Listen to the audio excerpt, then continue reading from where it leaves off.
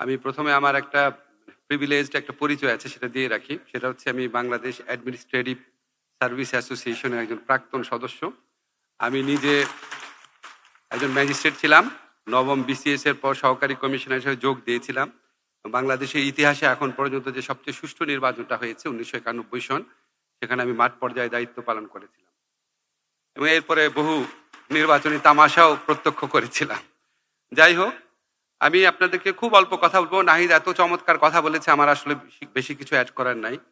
আজকে আপনাদের একটা প্রামাণ্য চিত্র দেখলাম যে যারা অ্যাডমিনিস্ট্রেটিভ সার্ভিসে আছেন আপনারা কি কি ভালো কাজ করেছেন, সেটার ছবিটা দেখে ভাল লাগছিল। সত্যি আপনারা বন্যার মধ্যে অনেক কাজ করেছেন, দ্রব্যমূল্য নিয়ন্ত্রণে রাখতে কাজ করেছেন, ভূমি উদ্ধারের ক্ষেত্রে কাজ করেছেন, অনেক কাজ করেছেন। তখন মাঝে মাঝে দেখতে দেখতে মনে হচ্ছিল যে এত ভালো ভালো কাজ করতে পারছেন, আমাদের যখন একজন ডক্টর মোহাম্মদ ইউনূস স্যারের মতো যখন একজন নোবেল লরিয়েট আমাদের মাথার উপর থাকেন, আপনারা এত এত ভালো ভালো কাজ করতে পারছেন, অথচ আপনাদের অনেককে দিয়েই কি ধরনের অপকর্ম গত ফ্যাসিস্ট আমলে করানো হয়েছে। আমরা অবিশ্বাস্য 3টা ভুয়া নির্বাচন দেখেছি। আমি আমার বিস্ময় যতবার বলি গোপন করতে পারি না যে পৃথিবীর ইতিহাসে এরকম ইলেকশন হয় নাকি। একটা হচ্ছে একটা ভোট করার আগে 153 আসনে ইলেকশন, একটা হচ্ছে রাতের বেলা আগের রাতে ইলেকশন, আর একটা হচ্ছে নিজের ইলেকশন, আমি ডামির ইলেকশন। এবং এই অপকর্মে একটা মেজর কম্পোনেন্ট হতে হয়েছিল আপনাদেরকে। আমার তো মনে হয় আপনাদের নিজেদের মধ্যে প্রচন্ড রাগ থাকার কথা সেই ফ্যাসিস্ট রেজিমের প্রতি, যে আপনাদেরকে দিয়ে কত অপকর্ম করিয়েছে। এখন আমি জানি এখানে আপনারা অনেকেই মনের আপত্তি নিয়েই এটাতে সামিল হতে হয়েছে, কিন্তু কারো কারো আবার অনেক অত্যুৎসাহ ছিল, অনেক বেশি আগ্রহ ছিল। আমাদের সেগুলি মনে আছে, কাউকে কোনো দোষারোপ করছি না। আজকে জুলাই গণ অভ্যুত্থানকালে আপনারা অল্প কিছু ফুটেজ দেখেছেন, এর চেয়ে অনেক নির্মম ঘটনা ঘটেছে, এর চেয়ে অনেক করুণ ঘটনা ঘটেছে, এর চেয়ে অনেক অনেক বড় বড় স্যাক্রিফাইসের ঘটনা ঘটেছে। আমরা যখন এখনো আহত ছাত্রদের কাছে যাই আর কি, স্থির থাকতে পারি না যে কত বড় নির্মম, কত বড় ভয়ানক, কত ভয়ঙ্কর একটা রেজিমকে এই ছাত্ররা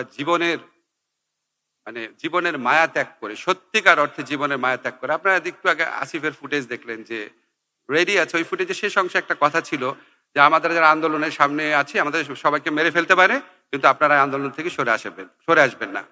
নাহিদের একটা ফুটেজ আছে যেটা আমরা দেখি নাই কখনো, রেকর্ড করে রাখা ছিল, 5 তারিখে সে রেকর্ড করেছিল আগের রাতে, যে আমি যদি মরেও যাই আপনারা আন্দোলন অব্যাহত রাখবেন।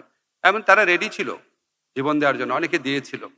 তা আমরা যেন সবাই কেউ কাউকে দোষারোপ করার চেয়ে সবচেয়ে বড় ইম্পর্টেন্ট ব্যাপার হচ্ছে এত বড় স্যাক্রিফাইসের মধ্যে দিয়ে যেই সময়টা, যেই সুযোগটা তারা আমাদের সামনে হাজির করেছে, সেটা যেন আমরা সবাই খুব প্রপারলি ইউটিলাইজ করি। সেটা করার ক্ষেত্রে আপনাদেরকে অনেক বড় ভূমিকা রাখার অবকাশ রয়েছে। জেলা প্রশাসক যারা আছেন তারা সরকারের কর্মপরিকল্পনা প্রণয়ন এবং বাস্তবায়নের ক্ষেত্রে অনেক বড় ভূমিকা রাখেন। অ্যাডমিনিস্ট্রেটিভ সার্ভিসে যারা আছেন, জেলা প্রশাসকের নিচেও যারা আছেন, তারাও সেই কাজের একটা অবিচ্ছেদ্য অংশ হিসেবে কাজ করেন।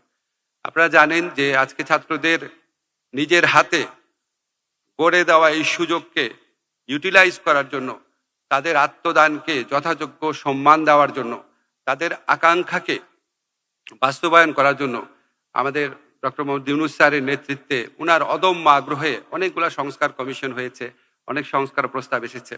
আমরা যখন স্যারের সাথে কাজ করি উনি সবসময় দেখি বলে কিছু করতে হবে, সংস্কার করতে হবে।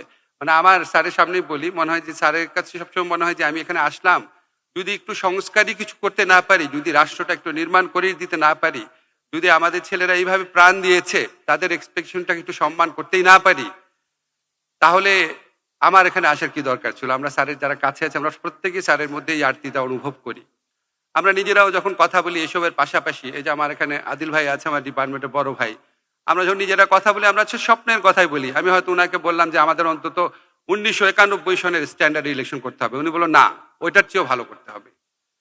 এটাই আমরা খালি আশা করি যে আমাদের বুকের ভিতর যে আরতিটা, আমাদের এই ছাত্রদের অসীম আত্মত্যাগ, আমাদের বাংলাদেশের মানুষের অসীম আত্মত্যাগের প্রতি শ্রদ্ধা জানিয়ে আমাদের ভেতরে যে দহনটা, যে আমাদের অনেক ভালো কিছু করতে হবে, সেটা যেন আপনাদের প্রত্যেকের মধ্যে থাকে। অবশ্যই হয়তো আছে, তবু আবার বললাম যেন প্রত্যেকের মধ্যে থাকে। আর একটা কথা বলে শেষ করি, আমাদের এখানে ডিসির অনুবাদ করা হয়েছে জেলা প্রশাসক। আপনারা জানেন এটা নিয়ে অনেক আপত্তি থাকে। আমি কনস্টিটিউশন ল পড়াই, আপনারা সবাই অনেকে পড়েছেন। আর্টিকেল 21 ক্লজ 2-তে বলা আছে এই প্রজাতন্ত্রে যারা সার্ভিসে আছেন, প্রজাতন্ত্রে যারা নিয়োজিত আছেন কর্মচারী, তারা হচ্ছে জনগণের সেবা দেওয়া হচ্ছে তাদের কর্তব্য। তার মানে আসলে তো আমরা সেবক। আপনারা এখানে লিখেছেন অ্যাডমিনিস্ট্রেটিভ সার্ভিস, আমরা সবাই সেবক, জনগণের সেবক। তো আমরা অনেকেই জনগণের মালিকের মতো আচরণ করি, এবং এই অভিযোগ সরকারি কর্মকর্তাদের কারো কারো ক্ষেত্রেও রয়েছে। আপনাদের কাছে আমার একটা বিনীত অনুরোধ, আপনাদের সার্ভিসের একজন প্রাক্তন সদস্য হিসাবে, যে আমরা যদি এটা মনে রাখি, বাংলাদেশের সংবিধান সর্বোচ্চ আইন অনুযায়ী আমরা হচ্ছি জনগণের সেবক। তাদের সেবা দেওয়ার জন্যই আমরা বেতন পাই, পদমর্যাদা পাই, সুযোগ সুবিধা পাই, সম্মান পাই। এটা মনে রেখে আমরা নতুন বাংলাদেশ গড়ার প্রত্যয়ে আরো দৃঢ়ভাবে যেন অগ্রসর হই। সবাইকে আমার শুভেচ্ছা, সালাম জানিয়ে শেষ করি।